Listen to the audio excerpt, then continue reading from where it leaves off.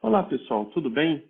No vídeo dessa semana, eu irei abordar com vocês uma dúvida que surgiu em algumas palestras ministradas na modalidade à distância, em relação ao uso da PIP na anestesia de pequenos e grandes animais. As pessoas questionando: professor, mas você coloca que a PIP, eu não tenho um equipamento moderno, ou um equipamento que consiga gerar essa pressão positiva no final da expiração, né, que seria a PIP. Então, se existe ou não alguma forma para isso. Então, além da gente discutir nesse vídeo um pouco das vantagens, das indicações, das desvantagens e das contraindicações do uso da pressão positiva no final da expiração, que é a famosa PIP, também eu vou demonstrar aqui para vocês como que a gente pode realizar a PIP, seja nos equipamentos mais sofisticados, né, das formas como são feitas nos equipamentos sofisticados, mas também alternativas para os equipamentos mais simples, que eu acho que é a grande sacada. Vamos lá? Bom, então, o que seria a PIP? Né? Então, PIP vem de pressão positiva no final da expiração, ou das primeiras letras, né, do termo em inglês, que vem de Positive End Expiratory Pressure.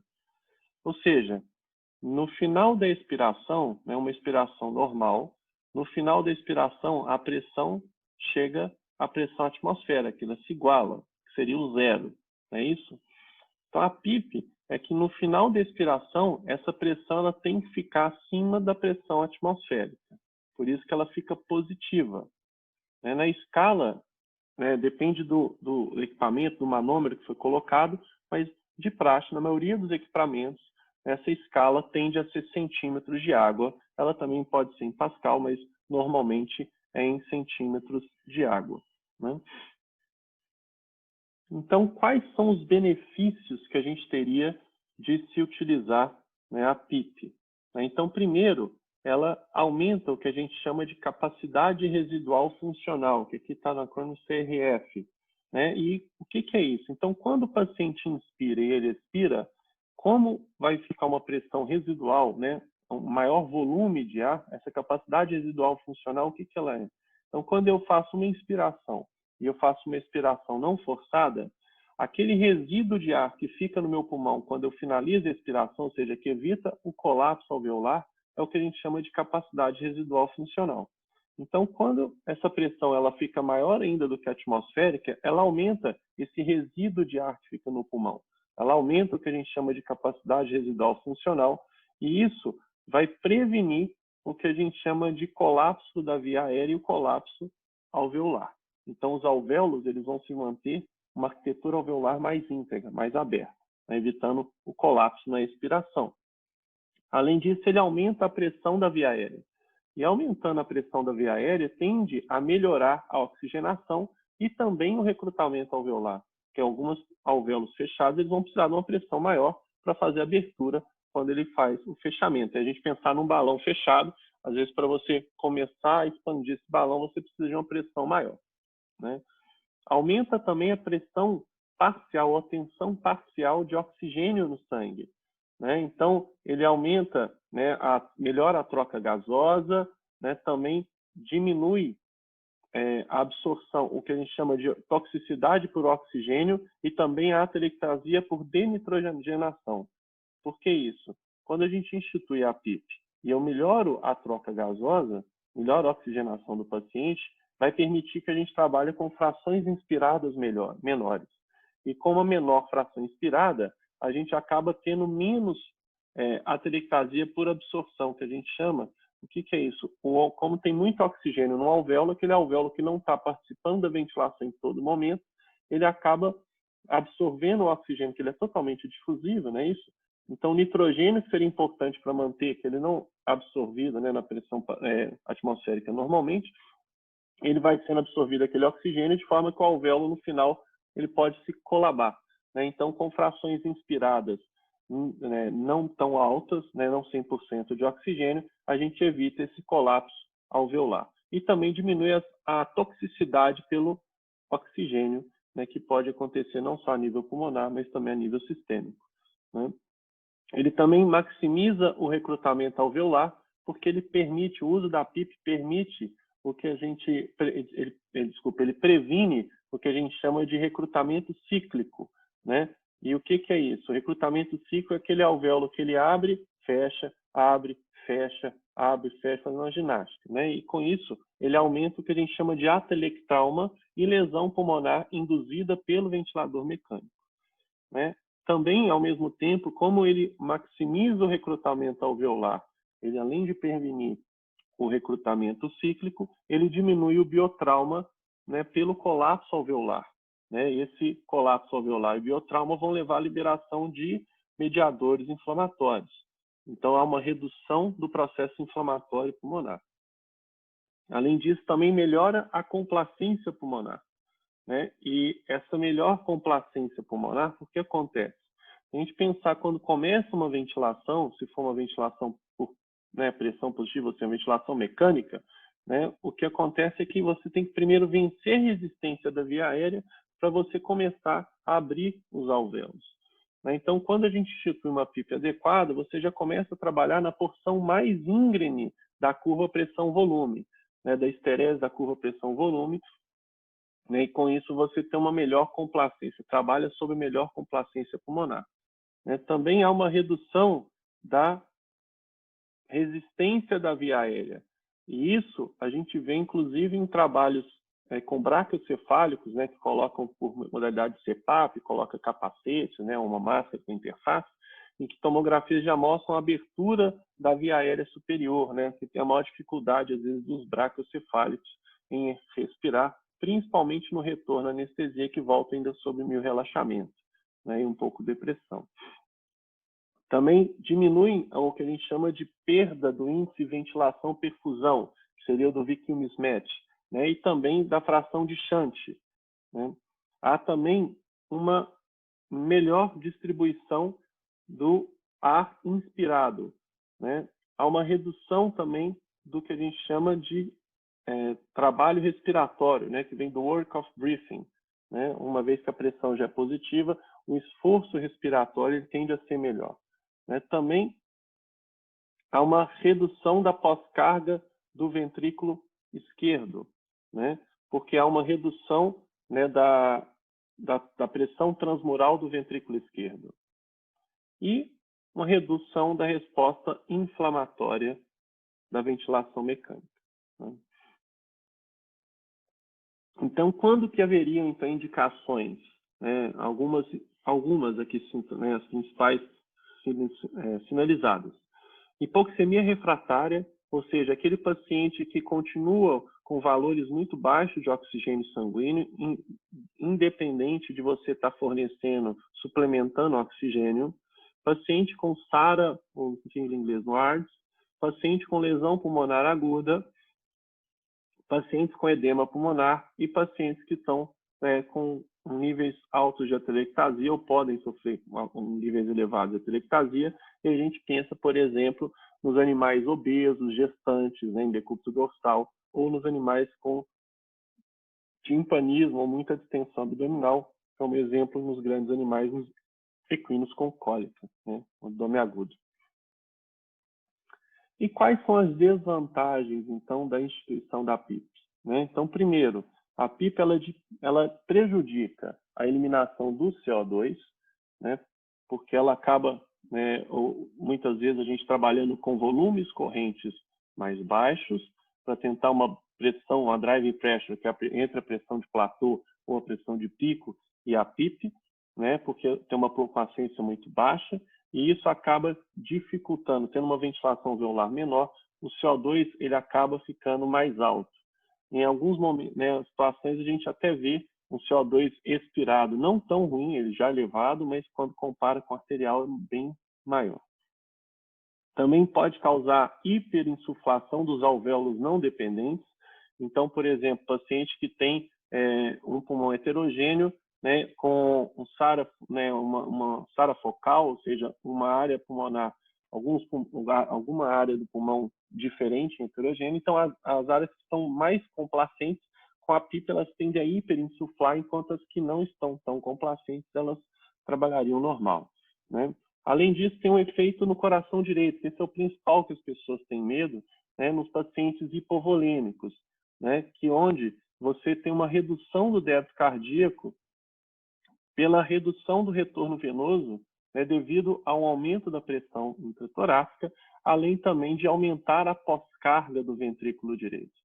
E quando você tem aumento da pós-carga, você já dificulta a ejeção, né? E também a redução da pré-carga, vamos falar assim, por conta desse retorno venoso, já piora também o débito cardíaco. Então, isso em pacientes hipovolêmicos é bem exacerbado, né? E cuidado com PIPs muito altos nesses pacientes, ou mesmo tentativas de PIPs mais altas para fazer o recrutamento pulmonar.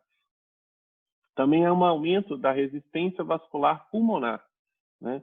E esse aumento da resistência vascular pulmonar acontece por um aumento da pressão intratorácica, principalmente nas zonas de West 1 e 2, né? Onde a pressão aumentada no alvéolo, ela acaba excedendo a pressão venosa, né? Há também um aumento no que a gente chama de espaço morto, né? Respiratório, né? Isso se deve justamente por redução do fluxo, né, nas zonas de West tipo 1, onde a pressão alveolar ela vai ser maior do que a arterial e também maior do que a venosa. Então, ela acaba reduzindo o fluxo sanguíneo, né, para essas zonas de West tipo 1. Né? Além disso, há um exacerbamento, vamos falar assim, né, intensifica, né, o shunt intracardíaco direito e esquerdo se ele estiver presente, né? Então, o shunt intracardíaco tem uma fricção, né, dentro do coração, né? Também há uma redução, né, do fluxo hepático, tanto a nível arterial quanto também a nível venoso, né, na veia portal e na artéria hepática, tá? Por um aumento da pressão intratorácica e também, muitas vezes, culminando a abdominal associada, né? Há também um aumento da pressão intracraniana. Pode existir um aumento da pressão intracraniana por um aumento da pressão intratorácica, principalmente, né, com PIPs elevadas. PIPs menores do que 15 é muito pouco provável de acontecer, né? Pode existir também uma redução do fluxo linfático peribronquial e, teoricamente, né, poderia reduzir o clearance, né, de um edema pulmonar e de uma pneumonia, né, por teoria, né? Há uma redução também do fluxo esplâncnico, né? E o fluxo esplâncnico, a gente tem que lembrar como importante para manter, né, a perfusão intestinal em alguns cenários, né? Além disso, também há uma redução do débito urinário, e essa redução do débito urinário por aumento do ADH, aumento do peptídeo natriurético atrial, né, e redução da taxa de filtração glomerular, né? Então, quais seriam, então, as contraindicações, né, de instituir uma PIP?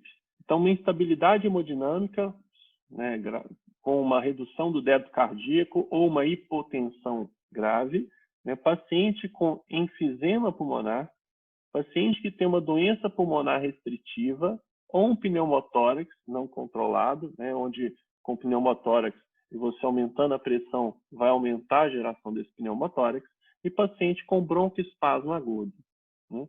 Mas quais seriam os pitfalls, né, ou as limitações do emprego da PIP, que é o objetivo, começou, né, a porquê desse vídeo, que são os equipamentos simples que não vão ter essa modalidade, né, ou esse acessório, vamos falar assim, ou os equipamentos simples mesmo que têm pressão positiva no final da inspiração e que vão dificultar também essa, que não tem também esse recurso na grande maioria dos cenários, né?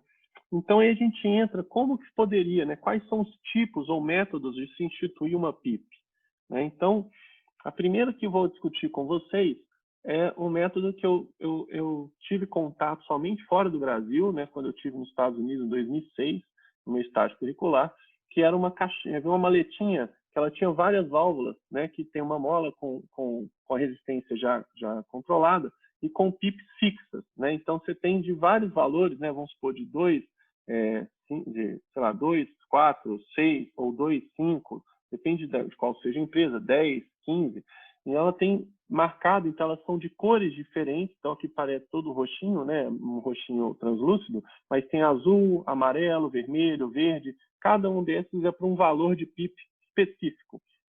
E aí você vai colocar esse dispositivo, né, no ramo expiratório do seu circuito. Então, num circuito semi, ou poderia ser, né, num circuito aberto, mas cuidado com a reinalação do espaço morto que a válvula vai gerar, né?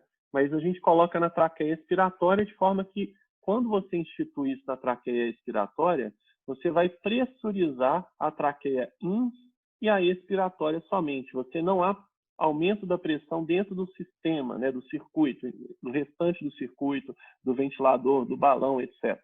Então, quando o paciente expira, a partir desse dispositivo na válvula expiratória vai ficar pressurizado, ou seja, pressurizar esse trecho da ex, da ins, da peça em Y e o paciente, o pulmão do paciente, né? Então, você usaria a válvula com a PIP que você gostaria, né? Ela é fixa. Existe a válvula de resistência ajustável, né? Aqui tem uma que é para sistema de escape já do ventilador, mas existem para você colocar no circuito, né? Então, a válvula de resistência ajustável, ela tem uma mola e você, à medida que você torce esse cap, tá aqui essa ponta vermelha, ela fala até as faixas de PIP aqui, né? Você vai comprimir na válvula, você aumenta, vamos falar assim, a resistência, né? Ou de velocidade da válvula, da mola. E aí ela vai existir uma pressão maior sobre o diafragma, que está aqui em vermelho, né, aumentando a pressão que vai ter que ser necessária para abrir esse diafragma. Então, essa válvula é muito utilizada para equipamentos de ventilação mecânica, onde você pode colocar no scavenger, né, no escape de gases, né, na pop-off, vamos falar assim, do ventilador mecânico, e aí você pressuriza todo o sistema, inclusive o fole do ventilador, né, e todo o sistema do aparelho, do equipamento, ele vai estar pressurizado. Existe também, né, nos equipamentos modernos, né, as válvulas ou controladoras em solenoide, né, que podem ser até com diafragma ou podem ser, né, em vez de um diafragma, ela tem um eixozinho, né, que é o mais preciso, quase como uma agulha, né? Então, a válvula solenoide, ela vai justamente ela controla isso de forma eletrônica, com o microprocessador, e ela vai modificar a resistência e pressão que ela vai existir, né, contra essa abertura do fluxo, né, de gás, pressurizando cada vez mais a saída. É uma forma muito precisa, né, de se instituir a PIP, né, nesses equipamentos. Então, a maioria dos equipamentos modernos, ou quase todos, vão trabalhar com solenoide. A diferença é que, em vez de diafragma, muitas vezes vai estar como se fosse um dispositivo em agulha, que é mais que o diafragma sofre um pouco de deformação, esse outro dispositivo não, né? E uma alternativa que é bem mais simples, escrita, inclusive, para fazer CPAP em paciente, né, humano, né, em uma situação de pouco recurso, que é o famoso dreno de selo d'água ou coluna d'água, né, onde, na hora de expirar, você coloca a mangueira expiratória do paciente dentro de um recipiente com água, e o quanto você colocar em profundidade, lembra que aqui é água, então em centímetros de água, vai ser o quanto você vai conseguir gerar aproximadamente de pressão positiva no final da expiração. Então, uma teoria muito simples que pode ser aplicada, né? Então, como que a gente pode utilizar esse dispositivo de selo d'água, né, nos equipamentos? Então, para a gente, coloquei aqui um cavalo, né? Então, a gente tem um cavalo anestesiado para a cirurgia de abdômen agudo, em decúbito dorsal. E aí esse cavalo tem um aparelho simples, que nem ventilador ele tem, né? E uma traqueia, né? Um circuito semi-fechado, né? Isso está aqui conectado no cavalinho, né? Ventilação, né? Anestesia. A partir daí, eu vou identificar a pop-off desse equipamento, que a pop-off dele está aqui, onde está a seta, né? E aí eu vou conectar nessa pop-off, válvula de alívio, uma mangueira, né? Do jeito que eu quiser, flexível ou não. Tem que ser uma mangueira de calibre compatível com a vazão que eu preciso para a espécie. Por exemplo, se for um cavalo de 400 quilos, se eu colocar uma mangueirinha, um tubo muito fino, ele não vai dar vazão suficiente, então a PIP não vai conseguir fazer alívio ao tempo, né, necessário, e ele vai aumentar, fazendo uma PIP cada vez maior, né? Então, uma mangueira compatível, de maior tamanho possível, se, né, possível. E eu vou colocá-la dentro de um balde de água. Pode ser só um balde de água, pode ser como se fosse um garrafão, né? Onde eu tenho tipo um cantil, aqueles garrafões parecendo os que a gente usa para gasolina, né? Mas não de gasolina, um novo, né? Que você faz um orifício e aí você consegue graduá-lo. Ele é transparente, translúcido, né? Vamos falar assim. Você gradua ele em coluna e aí você consegue até ter uma ideia, né? Em centímetros que você está gerando, né? E aí, quando você mergulha essa mangueira dentro do balde de água, você vai ver, durante a expiração, né, saindo-se bolhas quando passar dessa pressão que você instituiu. Então, se eu mergulhar, por exemplo, em 10 centímetros de água, por teoria, passou de 10, vai começar a sair bolhas dentro da água, né? E aí eu vou lá e confiro com o manômetro e eu empurro ou retiro, né? Ou seja, aprofundo mais a ponta ou eu superficializo de acordo com o valor que eu gostaria, né? E tem que arrumar uma forma de eu fixar isso. Então, normalmente a gente na ponta, como a mangueira ela é muito flexível, a gente conecta um cano que é mais rígido, né? Para facilitar quando a gente usa no balde, né? E a gente vai observar, ajustar essa profundidade da água, observando o manômetro, retirando ou aprofundando de acordo com o que eu quero. Então, quais são os materiais que a gente precisa? Um balde com água, um galão, né? Esse seria o galão que eu coloquei para vocês, né? Que eu chamei a atenção.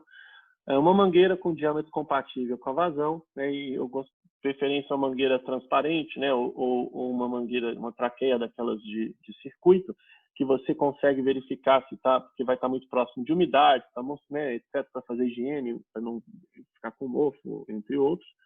Um tubo ou mangueira mais rígida, né? Que pode ser até um tubo de cano, né? E você pode graduar ele em centímetros para você saber quanto você está introduzindo na água. Um lacre ou braçadeira, quando a gente faz um orifício aqui, o cano ele tende a entrar, é muito difícil fazer um 100% justo, então eu costumo pôr um lacre aqui nesse tubo de PVC um pouco ele justo, mas que eu consiga, como é liso o cano, empurrar ele para baixo ou para cima, e aí eu, na hora de cortar, eu deixo uma ponta um pouco mais larga, para não deixar esse tubo descer, então eu consigo ajustar a altura aqui muito facilmente, né? E uma tesoura, estilete ou faca para você cortar não só a tampa aqui para introduzir, se você quer fazer um sistema hermético, né, para facilitar. Na anestesia, como a gente está muito preocupado, às vezes, também com o anestésico que sai para não ir para a sala, né, se eu tiver um galão bem grande, né, aquelas bombonas, eu posso pôr aqui um flange de caixa d'água e eu retirar dele e jogar para fora da sala, né, de forma que, se eu fizer isso hermético, todo o ar que sair ele vai para fora e não contamina o centro cirúrgico, que é o ideal. Mas aí eu preciso ter um dispositivo desse grande o suficiente para permitir a coluna de água. E lembrando que quando as PIPs são muito altas, né, se eu preciso de uma PIP alta para grandes animais de 20 centímetros de água, às vezes 22 para fazer uma abertura, ou o que seja, 25 às vezes, na hora que sai, né, ele libera, passou disso, o borbulhamento é muito evidente, né, e pode cuspir, vamos falar assim, né, projetar água na sala inteira, próxima ali. Então, é ideal ter uma coluna, né, de ar entre o nível de água até onde você está retirando ou deixando sair para a sala maior. Tá? Então, aqui é um exemplo de sendo utilizado na rotina, né, de grandes animais. Né, um cavalo estava em lateral, depois foi instituído aumentando a PIP, mas só no momento inicial. Então, aqui atrás do ventilador, desse ventilador de grandes animais, existe a pop-off de alívio, que a gente chama de scavenger, né? A saída dele, a gente identifica isso no aparelho e eu conectei uma traqueia, né, de adulta que é limitante, mas era do mesmo calibre da vazão desse sistema, né? Deveria ser até um pouco maior. E a partir dela, né, conectei uma outra traqueia que é um pouco mais rígida, e estão vendo o lacre ajustado aqui, então eu consigo correr esse lacre para fora. Ele tem, tá vendo, essa perninha um pouco maior para evitar que ele caia mais para dentro, essa mangueira aqui, né?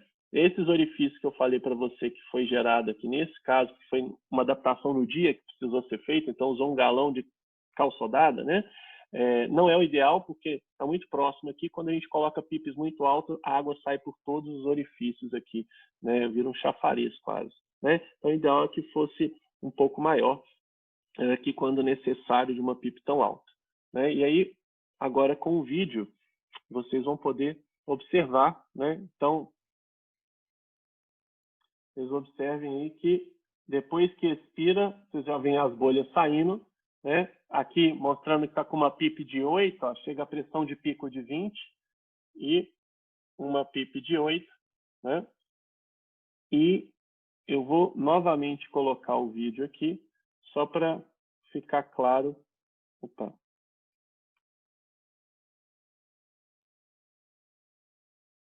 Então, ó, inspirou, expira, você vê que o fole até fica deformado, que está pressurizado aqui. Estão saindo as bolhas, né, do alívio, mas elas não abaixam de 8, ou seja, em vez de eu ir até 0, que seria, né, o normal, eu estou mantendo em 8 centímetros de água na expiração.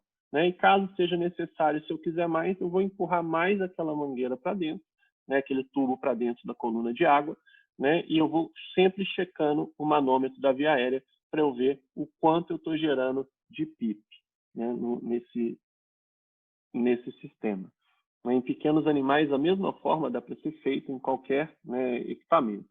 Bom, então espero que tenha sido esclarecedor para vocês e ver que a gente consegue fazer sim a pressão positiva no final da expiração, com alguns ajustes, adaptações, mesmo nos equipamentos mais simples. Né? Um grande abraço, ótima semana.